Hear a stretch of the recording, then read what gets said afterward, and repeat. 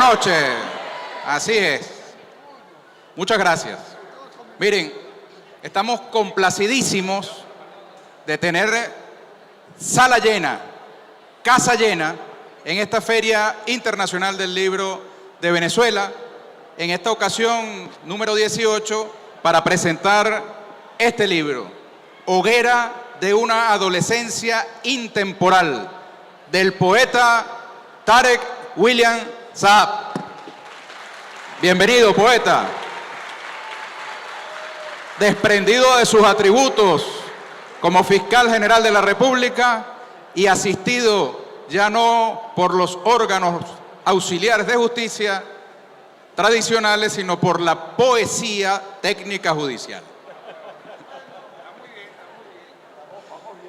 Miren, estamos honrados de la presencia de todas y todos ustedes abarrotando esta sala y también de contar con la presencia de estos excelsos poetas.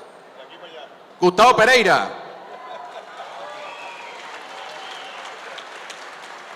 esta feria, no se lo digan a nadie, va a tener entre sus joyas presentadas 2 publicaciones al menos de Gustavo.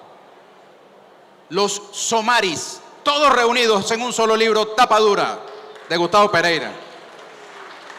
Corrijo, no son todos, porque todavía esperamos muchos más Somaris de Gustavo Pereira.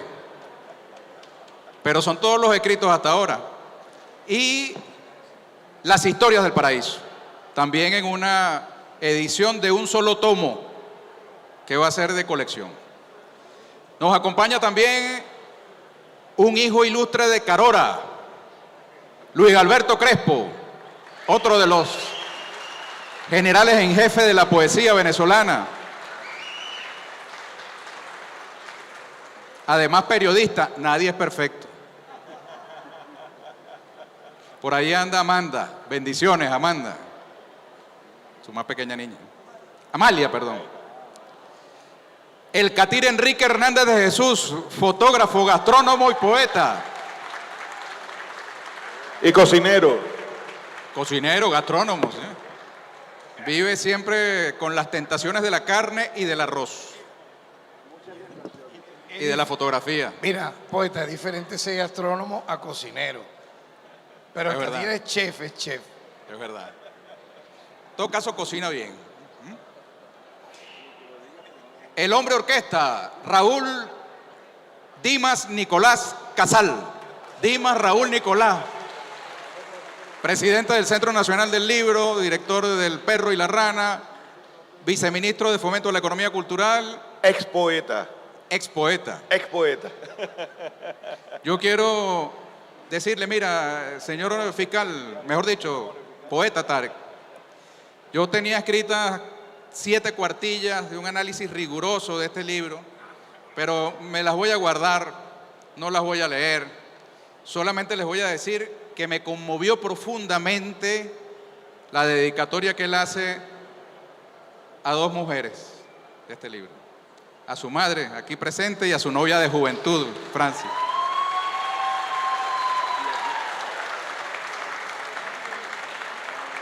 Y quiero ofrecer disculpas porque esta feria lleva por lema Leer descoloniza, y la descolonización está incompleta si no está acompañada por la despatriarcalización. Y aquí hay un exceso de patriarcado demasiado evidente. ¿No es así, Gustavo? Mucho hombre. Así que les tengo una invitación para tratar de compensar ese exceso masculino. Pero disculpa, yo me llamo Enrique del Carmen, yo hago el papel de mujer y hombre. Con ese cuento hemos tenido a las mujeres fregadas durante siglos, ¿viste? Pero fíjate, en nombre de la Embajada de Egipto, aquí está el señor embajador de Egipto y su equipo de la embajada, país del África, que es nuestro continente invitado de honor. Yo les tengo una invitación, poeta, y es que no nos retiremos de la sala cuando terminen de hacer uso de la palabra los poetas y nos quedemos todos para disfrutar, antes de que el poeta firme los libros, ¿verdad?, del baile que nos trae Egipto en el cuerpo y en el alma de las mujeres venezolanas que han cultivado esa danza. Así que tienen esa invitación, luego de las lecturas poéticas y de las palabras de los poetas, al baile egipcio de esta noche. Muchas gracias. Nuevamente, queda en el uso de la palabra, ¿cuál de los caballeros? Gustavo Pereira, el padre poeta. Siempre me toman de sorpresa estos actos protocolares. Afortunadamente. Pero la vida es así, ¿verdad? Yo amo los aviones tanto como detesto los aeropuertos, ¿no? Y cuando quería viajar no me invitaba a nadie. Y ahora que no quiero, entonces llueven invitaciones. Siempre es así. Como detesto los protocolos, siempre me toca un acto protocolar. Así sea entre hermanos, porque la costumbre ha persistido a través del tiempo. Y los protocolos forman parte de una zona del cerebro que se llama complejo rectílico, porque forman parte de los rituales, que poco tienen que ver con la poesía.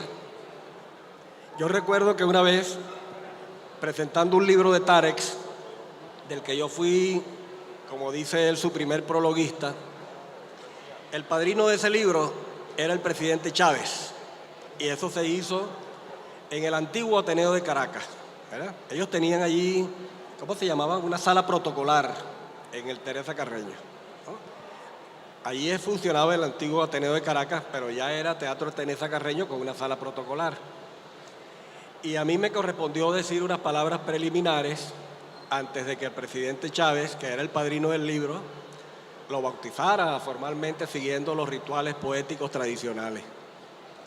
Y en las palabras que dije mencionaba esta cuestión de los protocolos y los rituales, a los que algunos escribidores de versos somos tan renuentes, digamos, ¿no?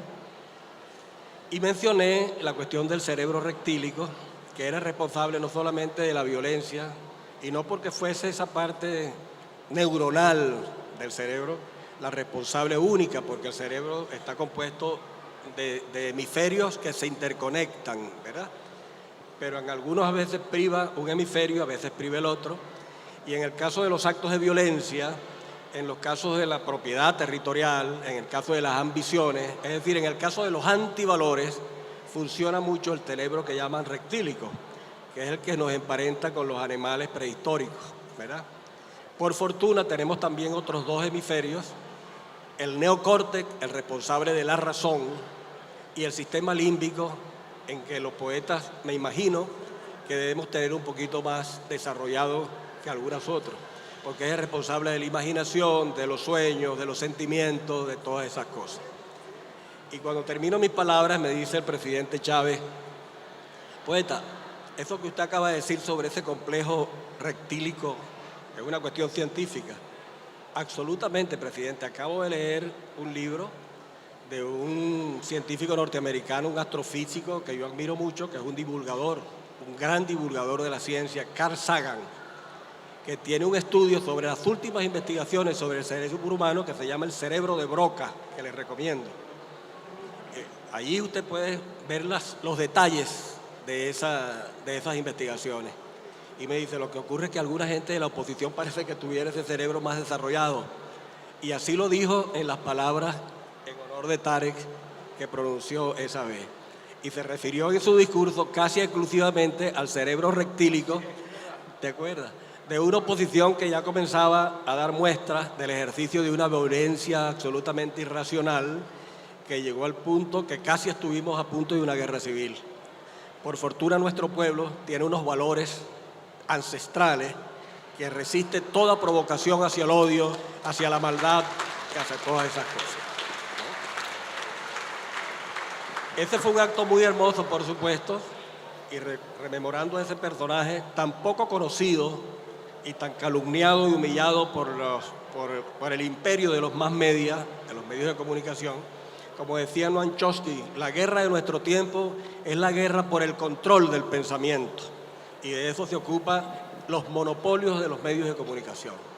De modo que esto es un acto antimonopólico, antiimperialista, un acto de la poesía, un acto del bien contra el mal, un acto de la belleza contra el horror, un acto de la dignidad contra la indignidad. Y digo estas palabras en honor de Tarek, con una amistad de hace muchos años. No voy a decir cuántos para no relevar detalles íntimos, pero son bastantes. Muchísimas gracias.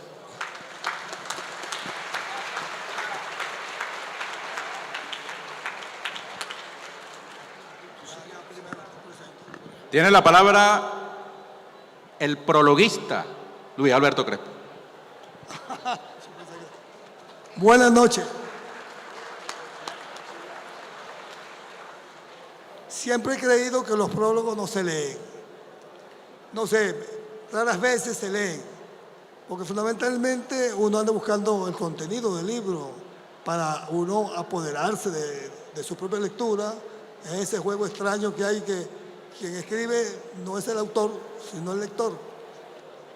Pero yo quiero hacer una síntesis antes de proponerle que yo lea el prólogo, es corto, pero es saber cómo fue que Tarek William apareció en la poesía venezolana, en términos colectivos, en términos de la lectura común. Yo estaba dirigiendo el papel literario del Nacional, el Nacional de Miguel Otero Silva, por supuesto, no este pobre periódico que todos conocemos. Yo dirigía el papel literario y una vez me puse a leer en Antorcha, el suplemento Antorcha, que fue un gran periódico del Oriente, tenía un suplemento literario y encuentro un poema que me conmovió porque era como un canto religioso, místico, y yo dije, este debe ser uno de esos viejos errantes señores del Oriente que se quedaron a vivir allá en el Tigre. Este es un poeta, Tarek William Saab, ¿quién será? Debe ser un viejo poeta, uno de esos grandes sabios errantes que se vinieron a nuestro país. Estaba publicado en el suplemento y yo fui emocionado a pedirle permiso a Miguel Otero Silva, que era el director en ese momento, para reeditarlo, para publicarlo nosotros en el papel literario, y él me dijo, no puedo, porque nosotros no reeditamos textos.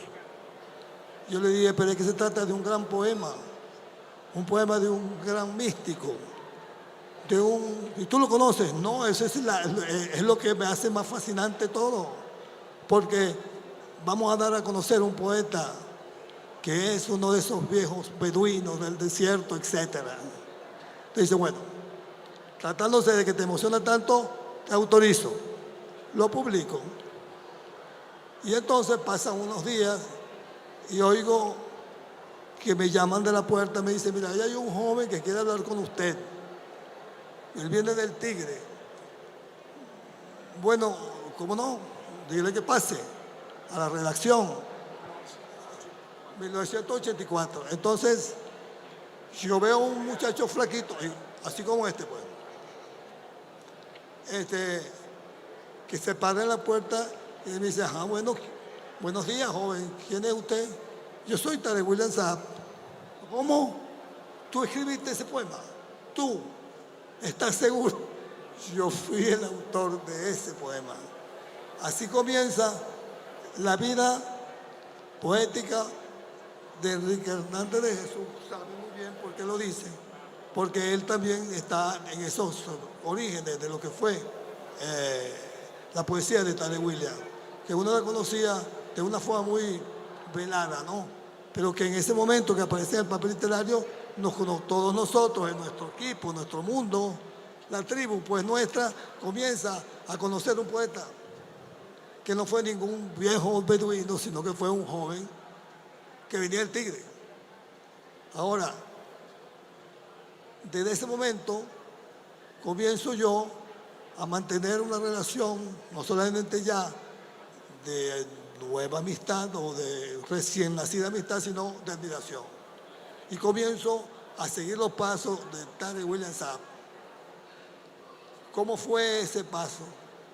Se dio esa relación extraña que hay entre la capital y el interior en ese momento, donde uno muy pocas veces encuentra el vínculo, ¿verdad? Porque claro, no era el de hoy, no es la Venezuela de hoy, sino la Venezuela más lenta, ¿no?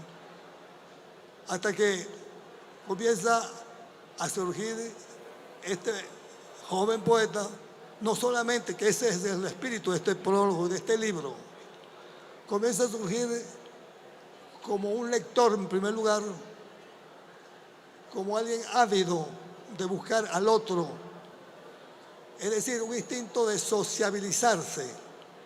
Eso es importante por lo siguiente, porque comienza su conducta de hombre de sensibilidad colectiva, pero a través de la escritura, no tanto de la poesía solamente, sino concomitante, ¿no?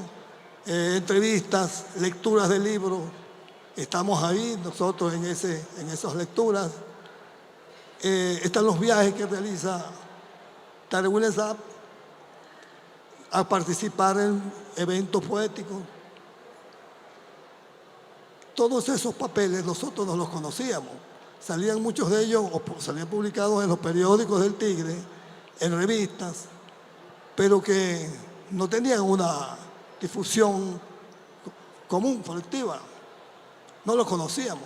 Y si lo conocíamos tangencialmente, al sesgo. Su mamá, que está ahí, esa gran dama que está ahí,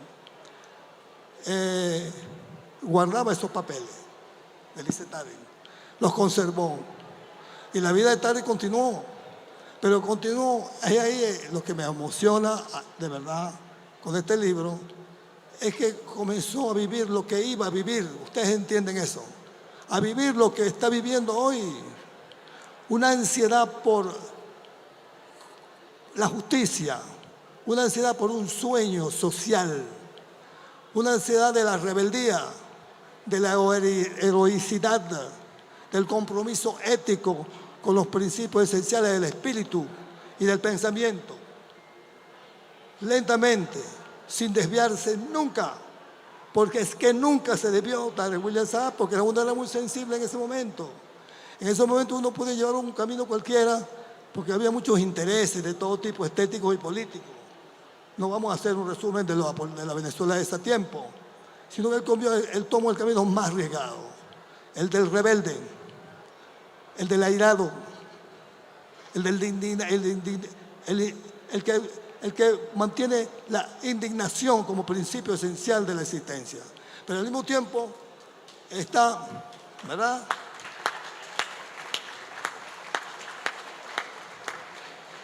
está su obra naciente, y su obra naciente es el reflejo fiel de esas exigencias éticas, políticas, estéticas, espiritualistas.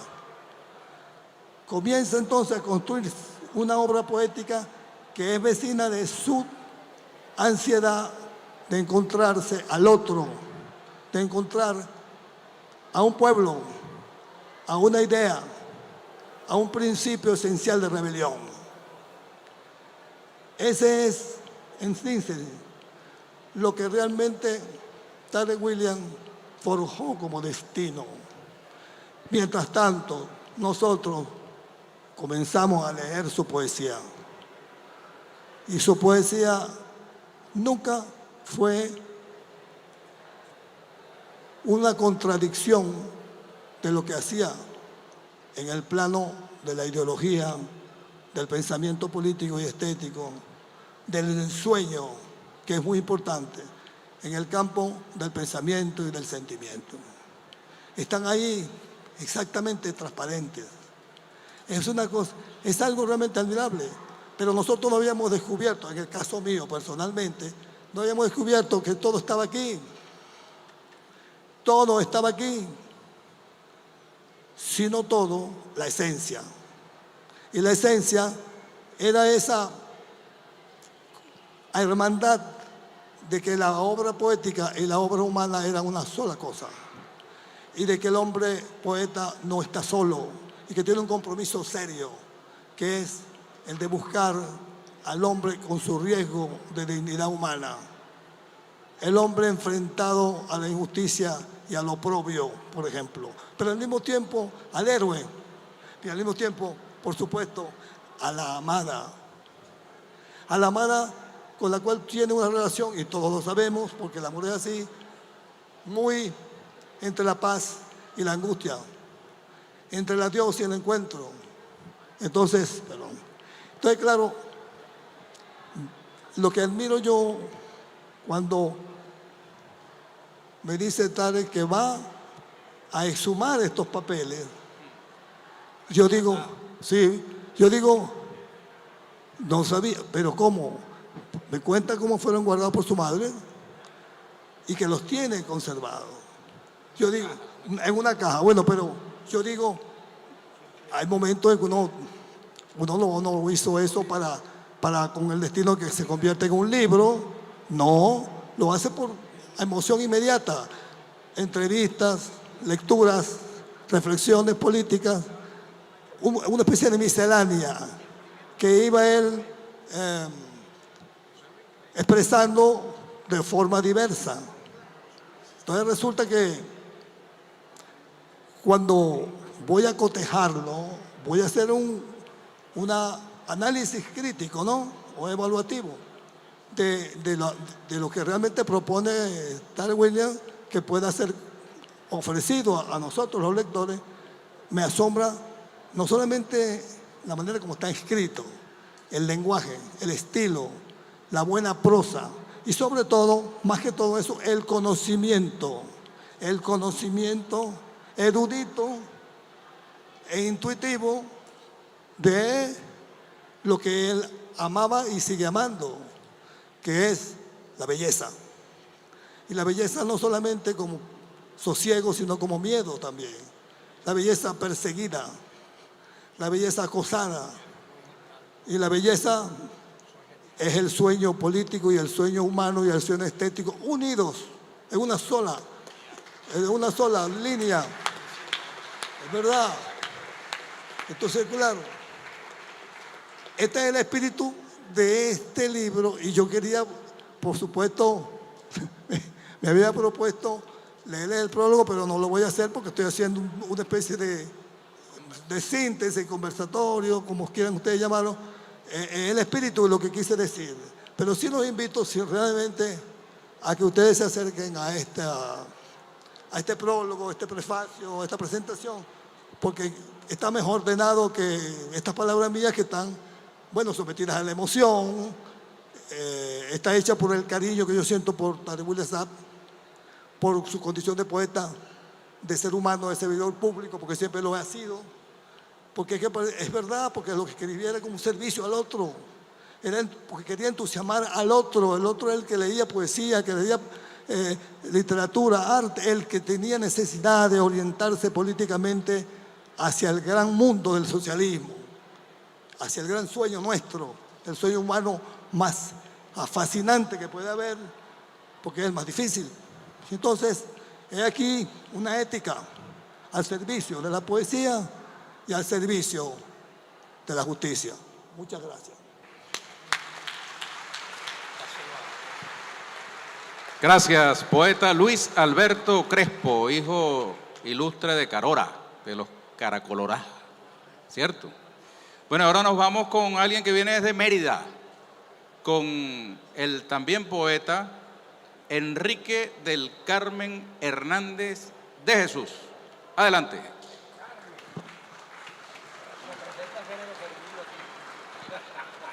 Tarek se sorprende que yo sea del Carmen y tengo 40 y pico de años conociéndolo.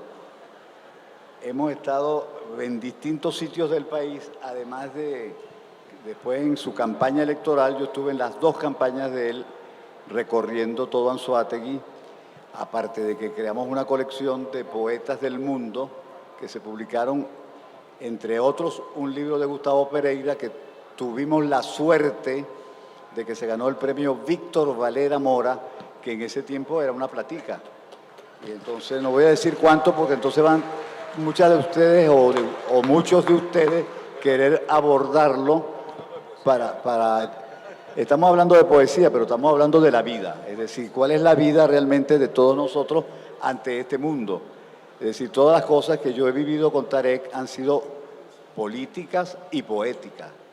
Esas dos cosas han estado mezcladas desde, bueno, cuando él vivió en Mérida, yo estaba viviendo en Italia en ese momento, pero él pasó por Mérida y dejó allí sembrada su imagen en muchas cosas. Incluso en casas han puesto cartelones donde dice, aquí vivió Tarek William Saad, en el Valle, en la Pedregosa, en distintos sitios. Hay algunos cafés que dice, aquí tomaba café Tarek William Saad. Los merideños tenemos esa particularidad que reconocemos el mundo de los poetas, de los escritores, de los pintores, de los artistas. Es decir, es una ciudad que tiene una universidad. ¿Eso no es poesía? No. Es que me dice que tengo que hablar de poesía. No voy a hablar de poesía, ya te dije que voy a hablar de Tarek. Total, que hemos recorrido el país, hemos hecho ediciones, libros, hemos participado en muchas cosas. Pero ya yo no voy a repetir lo que acaba de decir ni Gustavo ni lo que dijo Luis Alberto. Yo prefiero más bien como agarrar una libreta, de esas libretas que yo siempre cargo buscando materiales de poetas, escrituras de ellos. Entonces voy a leerles unos 20 textos más o menos escritos por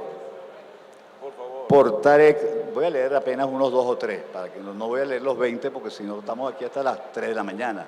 Y yo tengo muchas cosas que hacer ahorita porque después tengo que escribir La Unión Libre, que es una página que yo hago de poesía y fotografía.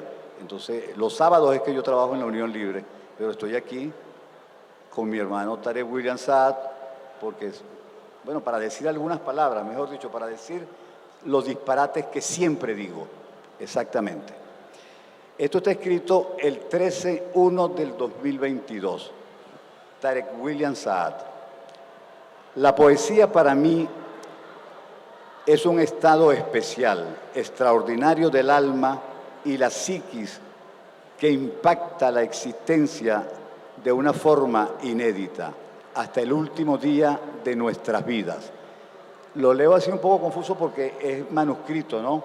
Aunque Tarek tiene una letra muy clara, en algunos momentos se le va a uno una palabra, pero por eso lo estoy leyendo con más lentitud. El 22/1 del 2022 escribió: escribo poesía por una voluntad juvenil y una vocación de expresar mis emociones, sentimientos y vivencias existenciales, nacidas a partir del desamparo, la desolación y el fervor que van unidos a la nostalgia y a los sueños. Tarek William Saad. Y el último, no aplaudan sino al final, pero al final bastante, por favor. Y el último que voy a leer dice, es el 22/1 del 2022. Mi poesía nace de un largo ejercicio de la memoria y el testimonio de vivir. De allí suelen surgir, como un aluvión que se expande, escenas e imágenes de sucesos, paisajes, cruces del alma que me acompañarán hasta el final del viaje. Creo que hasta ahí llegan mis 3 textos que voy a leer, que leí de Tarek. Estoy muy contento de estar aquí realmente. Me hacen caso, dije que al final, pero no exageren. No. Que me aplaudan bastante, pero sin exageración. Estoy, bueno, muy bien acá con Tarek porque lo acompaño y lo voy a acompañar siempre. Hemos estado juntos en miles de cosas y vamos a estar juntos en otras miles porque el país nos necesita para poder seguir haciendo, yo digo, las cosas buenas que hace Tarek por los niños, que hace las cosas buenas por la familia, por la gente, por las mujeres, la defensa todo el tiempo de nuestra gente. Además de los animales, yo me siento un animal de costumbre y soy un defensor, un protegido de Tarek en ese sentido. Aquí hay gente que vino a saludarlo para darle las gracias por los favores que Tarek le ha hecho en el sentido de que lo ha ayudado a solucionar un problema familiar. Y entonces, bueno, hay una dama muy hermosa que le va a dar a Tarek, le trajo un regalo y lo anuncio porque yo quiero que ella después, al final, suba acá con sus 2 hijos para que esté con Tarek y lo salude. Bueno, gracias y vamos a darle la palabra al compañero acá. Bueno, aquí... Tiene la palabra Dimas Raúl Nicolás Casal. Mira, sabes que aquí dentro del público hay un compañero que es fiscal también, se llama Enrique Arrieta, y es de los que me conoce como Dimas, porque estudiamos juntos. No, mi primer nombre es un seudónimo. Que es cuando a uno le dicen Dimas, entonces me recuerdo toda una época. Y esa época fue la que conocí la poesía de Tarek. Yo recuerdo que él fue en un premio de literatura de Coello Latinoamericano, mandó sus poemas y quedó finalista en ese premio. Año 86. La tiene bastante clara en la memoria y por eso esta hoguera de una adolescencia intemporal, porque hay mucha memoria ahí. Yo recuerdo que mi viejo, mi padre, hoy hemos tenido muchos recuerdos sobre mi padre porque, bueno, ha estado con Antonio Trujillo y ahora con Tarek, que son aquella época, son los amigos de aquella época. Me acuerdo que Tarek, mi padre, agarraba y leía sus poemas, que era un ferviente admirador de su poesía, y los recitaba. Y era una admiración profunda la que tenía mi padre por ti, bueno, y que se transformó en una gran amistad, ¿no? Publicó sus primeros poemas, lo publicó también en Coellú. Pero este libro tiene la época, tiene esa época, los años 80, tiene eso que cuando se guarda y después uno lo vuelve a ver años después, uno se recuerda aquella vida, aquel momento en que uno escribió. Y vaya, cuando Tarek me dijo, Raúl, estábamos en Táchira, San Cristóbal, presentando su último libro, que era un pasaje boreal, una antología con poemas nuevos, una antología hasta el 2007, pero termina siendo hasta el 2022 prácticamente. Me dice, mientras él iba firmando libros, ¿no? Tenía una fila de personas que llevaban su libro para firmarlo. Me dice, Raúl, tengo un libro, me dice, en mente. Eso fue hace unos meses, ¿no? Hace 2 meses, ¿no? Y me dice, tengo un libro. Y yo le dije, caramba, acaba de salir un libro de poesía. Un poeta no puede escribir un libro de poesía cada 2 meses. Eso es una labor un poco tiene un trabajo.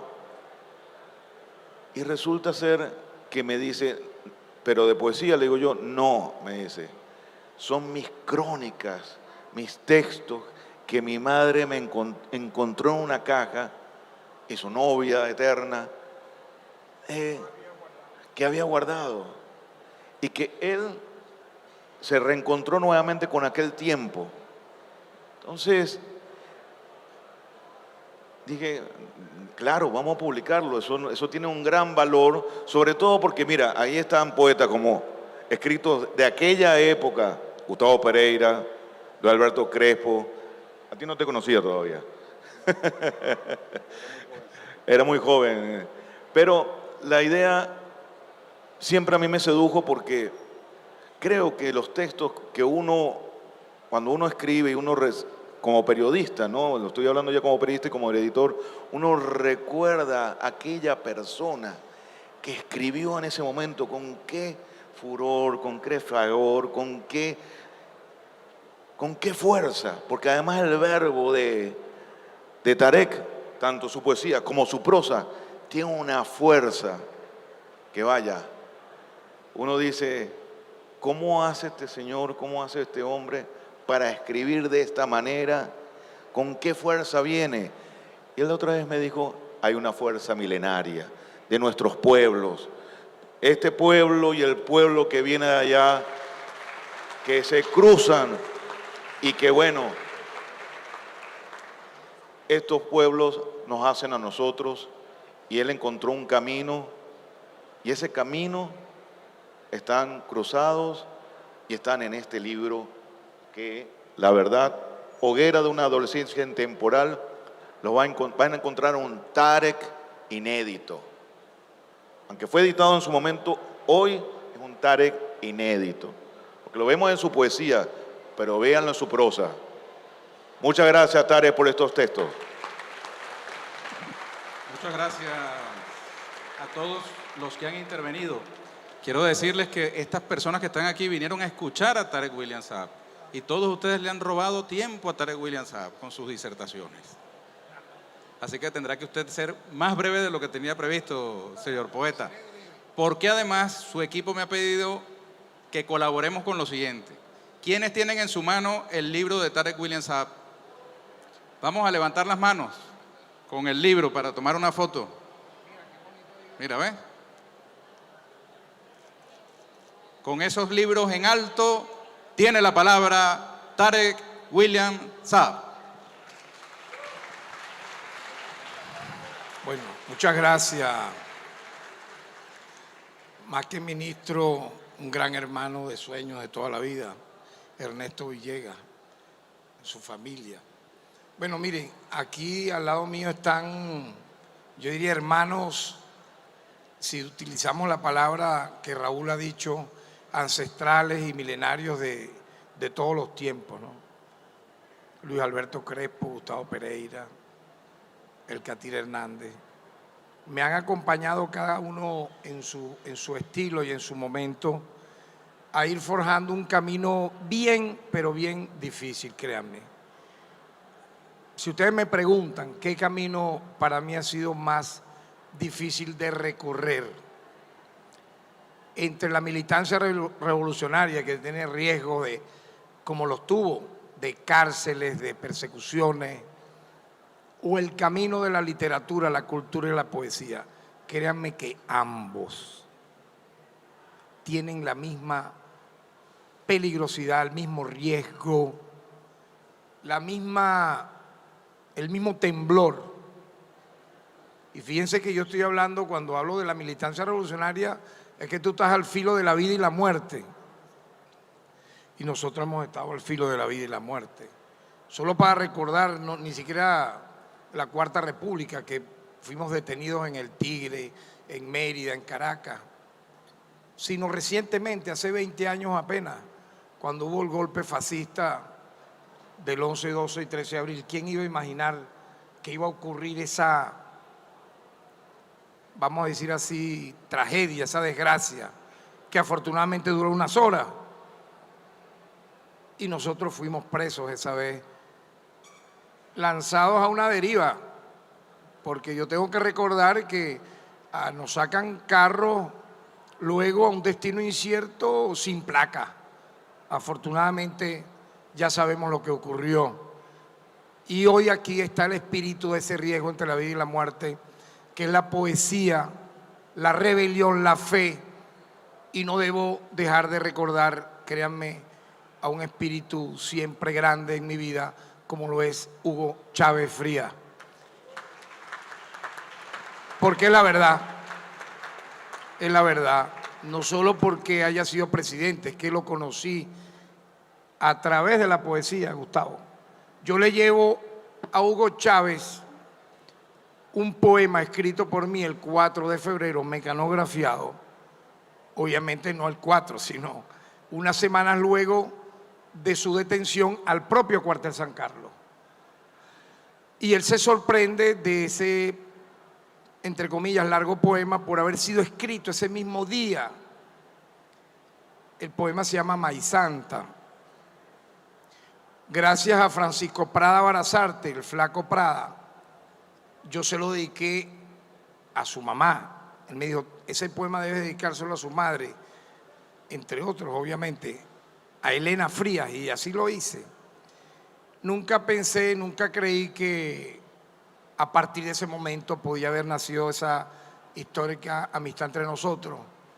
Eso ocurrió a finales de febrero de ese año 92, hace 30 años.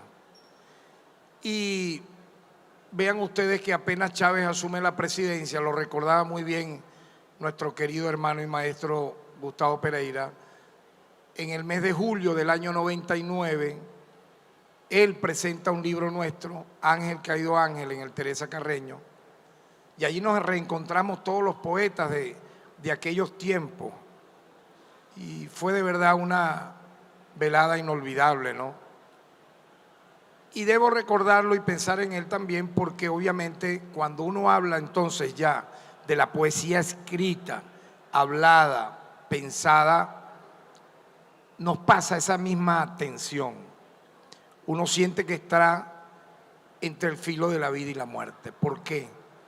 Porque los pensamientos, los paisajes, lo que viste, lo que recordaste, lo que en un momento, y es mi forma de escribir, me asedian imágenes que van convirtiéndose en mi mente, en fotografía, en especie de películas, fragmentos que luego tengo el desafío de ordenar. Y yo tengo la costumbre de escribir a medianoche, de madrugada, y entonces es ahí donde ocurre lo que pudiera decir el maestro de maestros, Rimbaud, la iluminación del momento.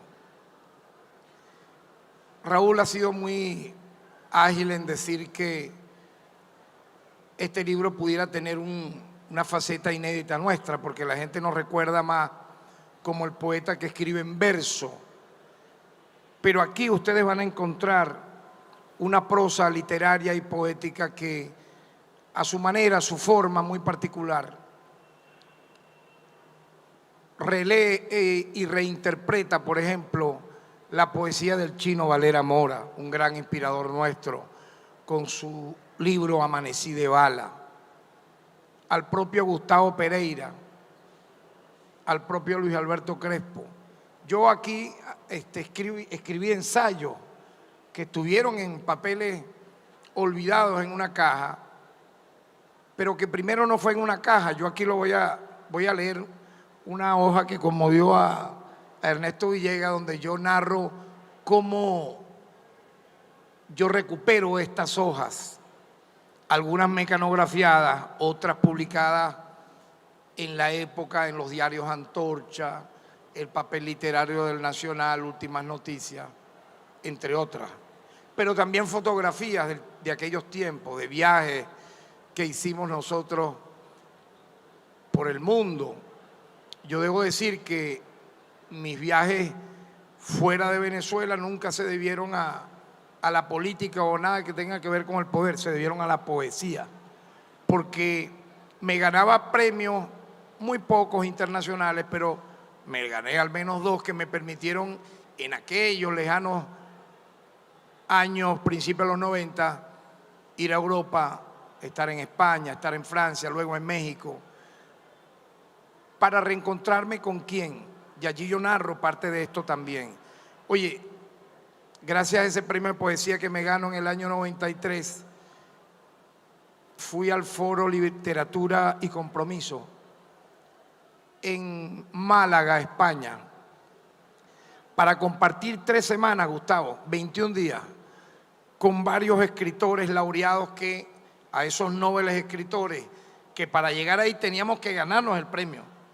Entonces eran de Hispanoamérica, de toda Hispanoamérica, agregando Brasil, agregando a Portugal y a España, obviamente Hispanoamérica, ¿no? Pero agregaban a Portugal. Hubo representación de todos esos países, jóvenes escritores. Y allí nos daban los talleres y las charlas, yo diría gigantes como Augusto Roa Bastos, Mario Benedetti, José Saramago, Wolso Yinka. Eran premios Nobel algunos y otros en camino, Jorge Amado, entre otros, para que tengamos una idea del impacto que para un escritor hasta los 30 años, era entre los 15 y 30 los que podíamos concursar. Yo estaba al filo, pues, y ya tenía para ese momento del concurso 3 libros editados, que eran Los ríos de la ira, cuyo prólogo lo hace nuestro querido hermano Gustavo Pereira, Príncipe de lluvia y duelo, cuyo prólogo lo hace nuestro otro gran hermano Luis Alberto Crespo, y El hacha de los santos, cuyo prólogo lo hizo en su época Douglas Bravo, entrañable, nostálgico también, y Jesús Sanós Hernández. Entonces yo concurso enviando esos 3 libros.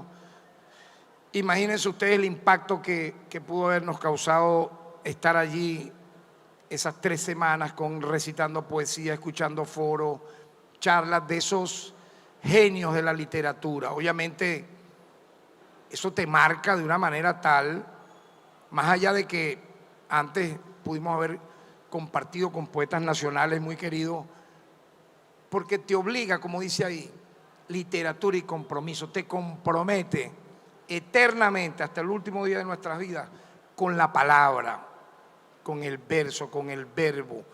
Por algo hay una profecía que dice: lo primero fue el verbo y el verbo era Dios.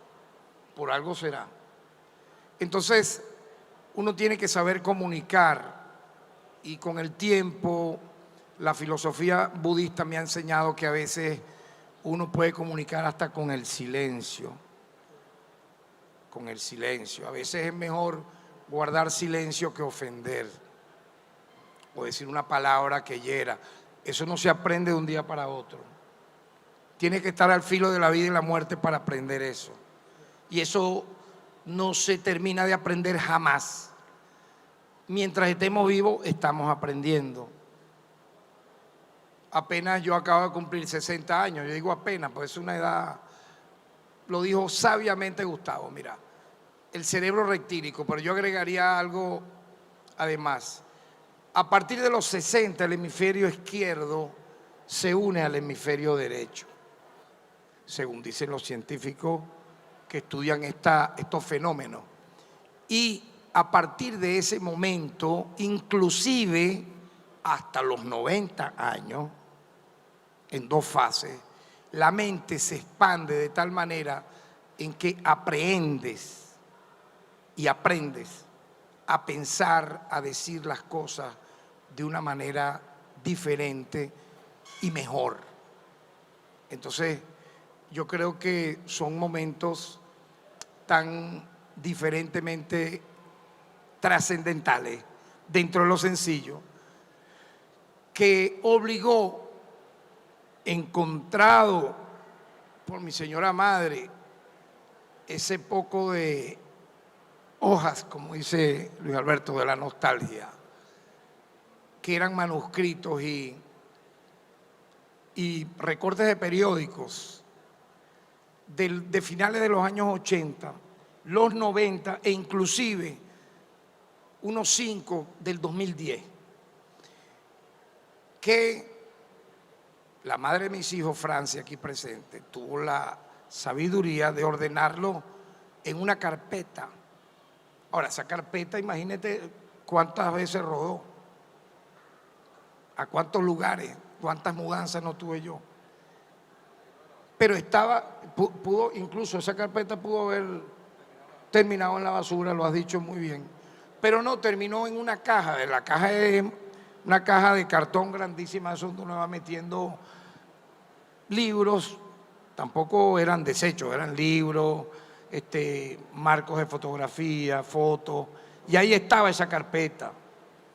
Entonces yo le dije a Raúl, mira, ¿sabes qué? Luis Alberto lo dice de una manera más dramática, dice exhumado, fueron exhumados. Bueno, yo le digo, encontré una carpeta, imagínate tú, donde tengo escritos de finales de los 80, publicados unos, otros no, que merecen ser editados. Yo te lo voy a mandar a ver qué te parece. Él se impresiona, igual que Ernesto, que se lo envié, me dice, oye, esto esto es una faceta tuya que tiene que la gente conocer, como crítico literario, como cronista de viaje, como ensayista. Y así fue que llegamos acá. Ahora, yo debo agradecer a Dalia y a Evelyn, no sé si estarán por aquí, que tuvieron la paciencia, ambas, de ir ese poco de, ese carpeta, ese poco de papeles. Oye, mira, la paciencia de yo darle latigazo todos los días. Vamos a ver cómo está eso, vamos a ver ahí, vamos a ordenar aquí en qué página ir tal artículo. Vamos ahora a dividir esto en capítulos.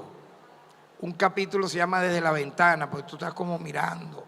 Otro capítulo tiene que ver, más que ensayo, crónicas de la época con una carga poética muy grande también, existenciales, pero también políticas del momento.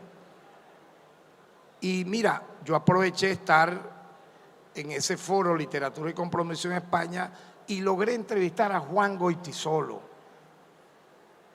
Hay que ver quién es Juan Goytisolo. Su obra infinitamente increíble que enriqueció y que enriquece la lengua en castellano.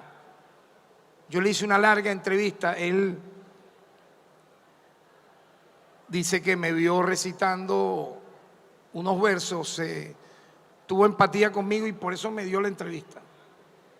O sea, me dijo, mira, te voy a dar la entrevista, yo no soy para dar muchas entrevistas, pero leíste un poema se llama Al-Fatah, que yo pensaba que era algo político, pero era un poema de amor. Pero el nombre, Al-Fatah era la organización guerrillera de los palestinos de la época. Y también le hice una larga entrevista a Edward el-Karrat, uno de los escritores árabes de mayor trascendencia. Ambos me concedieron la entrevista y allí también eso está en el libro. Igualmente hay unas cartas, imagínate, unas cartas, entre otras una hermosísima carta de Fidel Castro del año 2008, donde él ahí reseña que me está enviando con un enlace, un libro, y me dice, eres el primer venezolano a quien le estoy enviando el libro. Se llama algo así como que la lucha por la paz. Todo el proceso de apoyo que tuvo Fidel y Cuba a la paz en Colombia. El libro se llama La Paz en Colombia. Entonces él me dice, te lo estoy enviando porque yo te cito en el prólogo. Él me cita porque yo conversé, ustedes saben ya muchos de los que están aquí, yo tuve una entrañable y muy, muy antigua amistad con Fidel Castro, que nace a partir del año 99. Exactamente, Crespo recuerda que estuvo en mi casa y yo estuve en la de él varias veces allá en La Habana. Cuando estuve en mi casa es en Anzoátegui, imagínense, estando yo de gobernador. De esas largas y largas, interminables conversaciones, pues tú comenzabas a hablar con Fidel, ponte, te invitaba a almorzar, bueno, vamos a almorzar. Y ya tú decías, oye, terminaremos cenando o desayunando al otro día. Y ocurría exactamente eso, que era interminable ese estar, bueno, mira, ahora acompáñame para tal sitio, ahora tengo una reunión en tal lugar, acompáñame. Y llegaba al amanecer y tú estabas con ese genio de la humanidad. Admirado por muchos de nosotros, pero también por sus propios enemigos. Hay que ver lo que significa que te admiren tus amigos y tus enemigos. Fidel es uno de ellos. Entonces yo le contaba a él la historia lamentable y triste de Roque Dalton.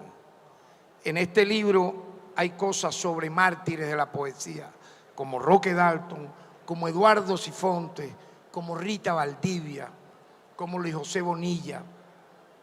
Yo hago mención a ellos no de nombre, sino escribo sobre ellos. Y yo le mencionaba a Fidel cómo murió Roque Dalton, que había vivido en Cuba y ganado el premio Casa de las Américas, el premio en su momento de mayor trascendencia, al menos en América Latina. Y él no conocía la historia. Yo le digo, mira, Roque Dalton, al momento de ser fusilado, En el año de 1974, si mal no me equivoco,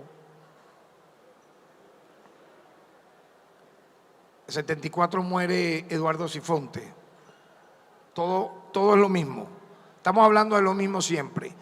Eduardo Sifonte, el poetica, querido por todos los que estamos acá, nació en Barcelona, era flautista en la orquesta municipal, pero un gran poeta, que murió, vean ustedes, apenas a los 26, 27 años, de las torturas que le causaron a él en el Teatro de Operaciones Antiguerrilleros de Cocollar a finales de los años 60. Su endeble cuerpo al final no aguantó, él le dio un cáncer y muere en ese momento. Como muere el mártir Roque Dalton, que fue por la envidia. Oigan esto, la envidia es muy cruel. Yo he dicho, la envidia es la madre del odio y del crimen. Quien envidia, tengan por seguro que va a odiar y luego quién sabe si no termina matando a alguien. Llega Roque Dalton a las guerrillas del Salvador con el prestigio de ser el poeta de la Revolución Salvadoreña. Y renunció a todo para irse a las guerrillas del Salvador. Y se ingresa al Ejército Revolucionario del Pueblo, el ERP. Y ahí estaba un tristemente célebre sujeto, teniendo Roque casi 39, 40 años. Y el autor intelectual, el que ordena su muerte, apenas 22 años. Me refiero, no sé cómo describir al monstruo, vamos a decirlo, un monstruo llamado Joaquín Villalobos. Joaquín Villalobos ordena fusilar a Roque Dalton, acusándolo de que era agente de la CIA, cuando el agente de la CIA terminó siendo Joaquín Villalobos. Un hombre entregado, luego entregó todo a todas las fuerzas guerrilleras del ERP poco a poco. Cuando se desmoviliza la guerrilla del ERP, le sirvió a la CIA. Luego fue a estudiar allá y empezó a ser como algo así asesor para procesos de paz, siempre al servicio del Departamento de Estado. Yo narro esas cosas en este libro, para que vean ustedes lo que Raúl refiere no es por decirlo. Allí está narrado parte de eso, que poca gente recuerda, o si lo recuerda, para ellos es banal, para mí no lo es. Porque venimos de ese origen, por eso este libro tiene ese título, Hoguera de una adolescencia intemporal, porque ese espíritu nunca debe morir. La juventud es no física ni biológica, la juventud tiene que ser mental, espiritual, no envejecer el alma. Podrá envejecer obviamente el cuerpo, pero el alma no, porque un alma, si la dejas envejecer, no es que te vas a volver lento, no, es que vas a ser un traidor a tu esencia. Entonces tienes que mantener ese espíritu. Vean ustedes entonces qué difícil es. Qué difícil es ser un poeta, meterse en los caminos misteriosos y enigmáticos de la literatura, del pensamiento y sobrevivir a eso. ¿Cuántos no han enloquecido en ese desafío? ¿Cuántos no han perdido la vida en ese camino? Por eso les digo, el riesgo que tiene cuando uno se adentra a este mundo tan enigmático como la poesía, el pensamiento, la literatura. Me hace recordar a los poetas simbolistas, surrealistas franceses. Son inspiración de todos nosotros. ¿Cómo no nombrar a Breton, por ejemplo? ¿Cómo no nombrar al propio Baudelaire, a Rimbaud en toda su... a Mallarmé? Esa gente, ¿cómo vivió? ¿Cómo vivió el poética Eduardo Sifonte? ¿Cómo vivió Van Gogh, siendo genio en la más extrema miseria y olvido? Pero la humanidad nunca olvida, siempre te rescata. siempre te presenta donde tienes que estar. Y yo quisiera entonces, dentro de todo este recuerdo, yo escribí una hoja apenas, sí, una hoja. Se llama Hoguera de una adolescencia intemporal, donde yo coloco, entre otras cosas, lo siguiente. Este extraño libro, resucitado de un largo olvido, gracias a un premeditado azar, es el resultado de un misterioso fervor, el amor a la literatura, a la poesía y al oculto paisaje que se esconde tras las hojas de mi juventud perdida.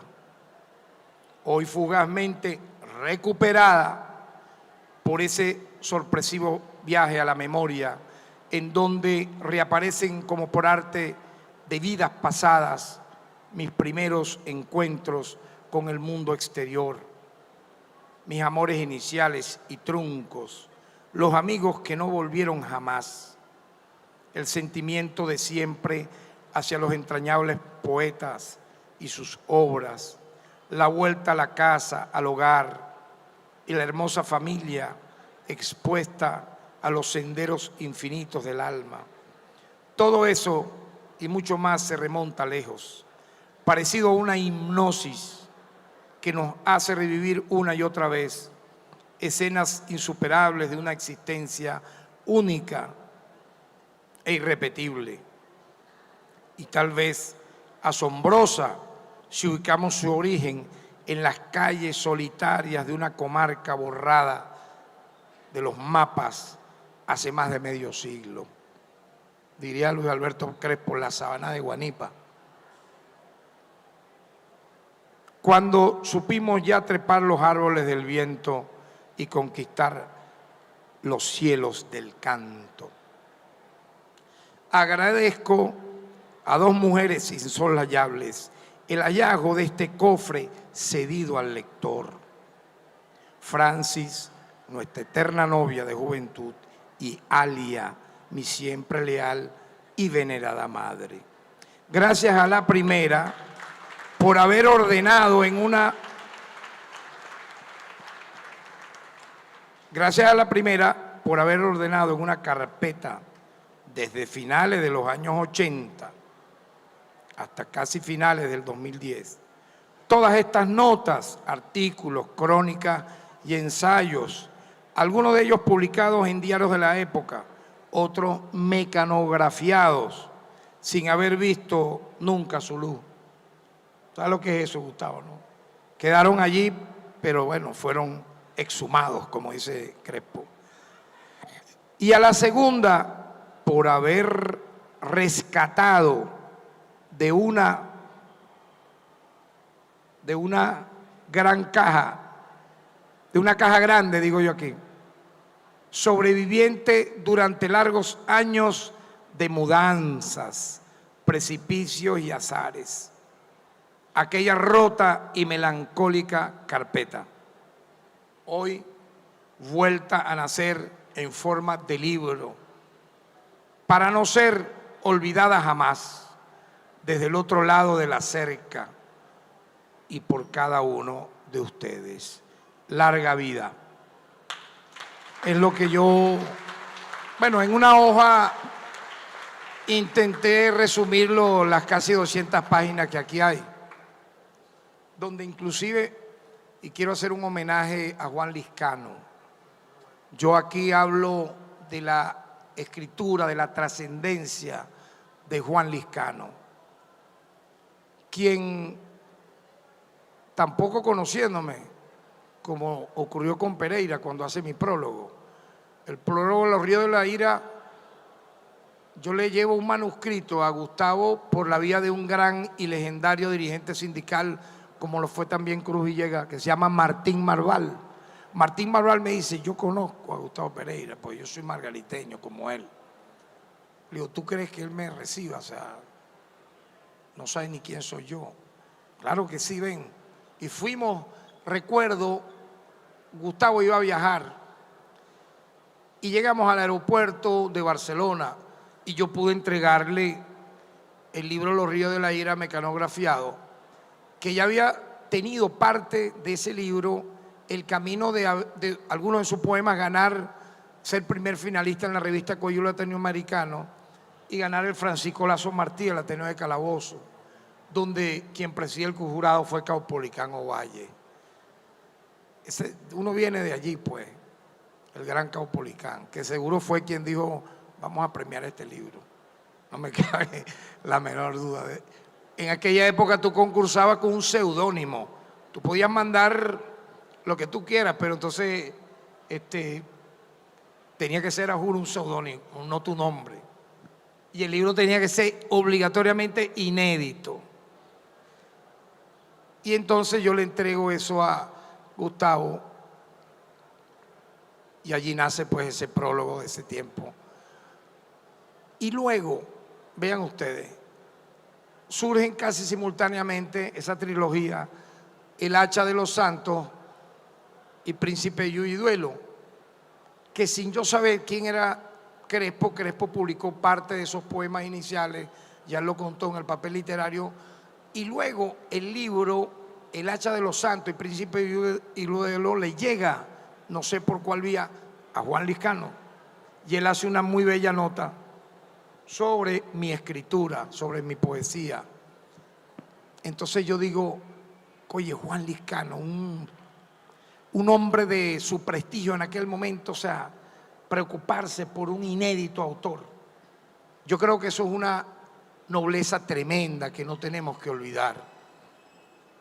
Nunca tener la vanidad, la soberbia de creerse que ya lo tienes todo y recordar que vienen esas generaciones. Por eso quienes están conmigo en este presidium tienen ese mismo espíritu. Ajá, muy bien, sigue hablando ahí por teléfono, vale. No, ya le dije que cuando termine. Para el hermano. Bueno, esto es parte de la poesía. Está hablando alguien por teléfono y se oye. Mira, te escuchó tu señora, ¿viste? Dijiste un poco de grosería. Aló. Bueno. Entonces, nosotros no podemos dejar de pensar de esa forma. Tener la sencillez de saber que no hemos aprendido todo, que no nos la sabemos toda, que el camino es largo, como diría, y duro, como diría Ramiro Gabaldón, pero es el camino. Y entonces creo que ustedes van a sentirse, quienes están aquí, están no porque nadie les dijo que vinieran, han venido porque desean estar aquí, porque aman la poesía, porque aman la escritura, el arte, la estética, lo decía también Crespo. El tema de la belleza y la estética da miedo, decía Luis Alberto, es verdad. Pero es un miedo que te inspira, un miedo que te puede inspirar y que tú lo enfrentas. Tú al final lo enfrentas y sigues adelante. Por eso el budismo habla de las vidas sucesivas, de los renacimientos, de las caídas, como decía Kepler, la gran psiquiatra de todos los tiempos, Elizabeth Kubler-Ross. Las personas de una gran belleza surgen de las cenizas, surgen del fracaso, surgen de haber caído en lo más bajo fondo para luego resucitar y seguir adelante. Si lo dijo Kubler-Ross, ¿qué podemos decir nosotros? Yo me siento muy honrado, ministro Villegas, Raúl, amigo, hermano de todos los tiempos, por su padre Joel Atilio, a quien siempre voy a querer, a quien visitaba Yo me escapaba de la Universidad de Santa María para ir a hablar con el papá de Raúl y compartir poemas y cosas por ese estilo, ¿no? La viceministra Perjam, el director de la imprenta, que hicieron posible en tiempo récord esto que les estoy entregando a ustedes, que incluso Raúl me decía, oye, de todo ese libro hay cosas envidiables, pero hay una que no debo dejar de decírtela. La postal que te dedica Jorge Amado. Increíble, ¿no? Yo le entrego unos libros a Jorge Amado en Málaga, España, y ya, pues, o sea, se los di, se los dediqué y tuve la osadía de poner mi dirección. Mi dirección, no se me olvida, Callejón Zulia número 2, El Tigre, estaba en Anzoátegui.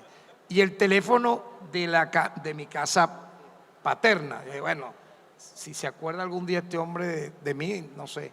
Y un día llegó una postal de Jorge Amado. Si me permiten, yo quiero compartirla con ustedes, donde él menciona. El orden de la presentación yo no lo tengo aquí. No, yo tengo el jefe. Dice algo así como que París, marzo de 1993. Yo me quedaría ahí hablando. Querido Tarek, leí ¿En qué momento yo bajo? todos los libros de poemas. Me gustaron. Creo que usted es un poeta. Tienes que decir y sabes cómo hacerlo. Entonces él cita un verso mío. Tendido en la calle vigilo los faroles. La poesía nace, crece y se afirma. Felicitaciones, querido Tarek. Y aquí coloca, bueno, su dirección y dice, viajo mañana para Brasil y luego para Portugal. Abrazos, Jorge Amado. Increíble, ¿no? Jorge Amado, para que tengan una idea, es el autor de las telenovelas más famosas brasileras. En su momento, ¿no? ¿Cómo? Tieta de Agreste, Gabriela, Clau y Canela, Doña Flor y sus dos maridos, imagínate. Muy bien. Bueno, todo eso está aquí. Ajá, dígalo ahí a ver. Oye, pues tú te la sabes todas. ¿Cuáles?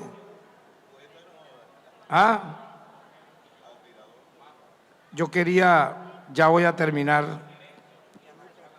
Yo quería leer, no puedo dejar de leer esta carta de Fidel que dice: querido Tarek, te envío el primer ejemplar de un pequeño libro que resalta y es fruto de dice aquí, de la fortuna que hice hace meses de editarlo. Dice, son mis apuntes sobre Marulanda. Y él habla aquí de los aportes de la paz, pero yo quiero ir a la parte testimonial, ¿no? Él dice, en el capítulo 9 introduzco una apretada síntesis de lo relevante que hicimos para conocer con la lucha de los sandinistas entre la victoria que obtuvieron del año 19 de julio de 1979. Refería a estos días tu carta, recibí en estos días tu carta manuscrita sobre tu apoyo revolucionario a Cuba. Y él dice, te lo agradezco mucho, poeta, viejo amigo y brillante escritor. Saludo para tu inolvidable y bella familia. Espero que saques muchos votos el 23. Coloca su firma y pone noviembre 10 del año 2008. Eran días previos a las elecciones para mi reelección como gobernador en el estado de Anzoátegui. Como ustedes verán, entonces, aquí lo que hay es amor a la literatura, amor, nada más se ve en sus títulos, pues, amor a los autores nuestros, amor por los recuerdos, por la memoria.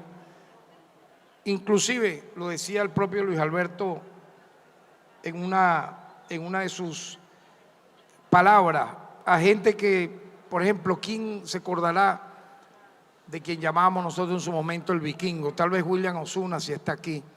De Julio Valderrey. Bueno, hasta Julio Valderrey está entre estas hojas. Y yo creo que, ya para terminar, como un homenaje a toda mi familia aquí presente, mis hijos, etc. Yo quiero terminar leyendo un poema de un libro que va avanzando mucho. No sé si titularlo, voy a decirlo aquí, tal vez no es el deber ser, pero pudiera llamarse Un tren viaja al olvido. Y dice así este poema con el cual quiero cerrar estas palabras, que forma parte, repito, este poema de mi nuevo libro de poesía, que ojalá pueda tener para el año que viene. Inshallah.